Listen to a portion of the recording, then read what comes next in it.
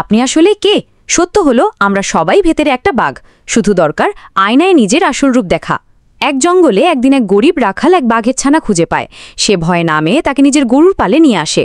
ছোট ছানাটি গরুর মাঝেই বড় হতে থাকে। সে ঘাস খায়, গরুর মতো ডাকে, আর ভাবত সেও একটা গরু। এভাবেই কেটে যায় কয়েক বছর। একদিন হঠাৎ জঙ্গলের এক বিশাল বাঘ এসে গরুর পাল আক্রমণ করে। সবাই দৌড়ে পালায়, কিন্তু বাঘের ছানাটি ভয় না পেয়ে চুপ করে দাঁড়িয়ে থাকে। বড় বাঘটা অবাক হয়ে তার দিকে তাকায়, বলে, তুই গরুর পালের সাথে কেন? ছোট বাঘটা উত্তর দেয়, আমি গরু, আমাকে খেও না। বড় বাঘটা হেসে বলে, তুই গরু না, তুই বাঘ, আয় আমার সঙ্গে আয়। সে ছোট বাঘটাকে একটা ঝর্ণার পানিতে নিয়ে যায়। পানিতে নিজের মুখ দেখে ছোট বাঘটা থমকে যায়। সে দেখতে ঠিক বড় বাঘটার মতোই। তখন বড় বাঘটা বলে, দেখ, তুই সবসময় বাঘই ছিলি, শুধু ভুলে গিয়েছিলি তুই কে। শিক্ষা, আমরা অনেকেই নিজের শক্তি ভুলে যাই। যারা আমাদের ছোট দেখে তাদের কথায় বিশ্বাস করে নিজেকেই ছোট ভাবি, কিন্তু সত্য হলো আমরা সবাই ভেতরে একটা বাঘ, শুধু দরকার আয়নায় নিজের আসল রূপ দেখা।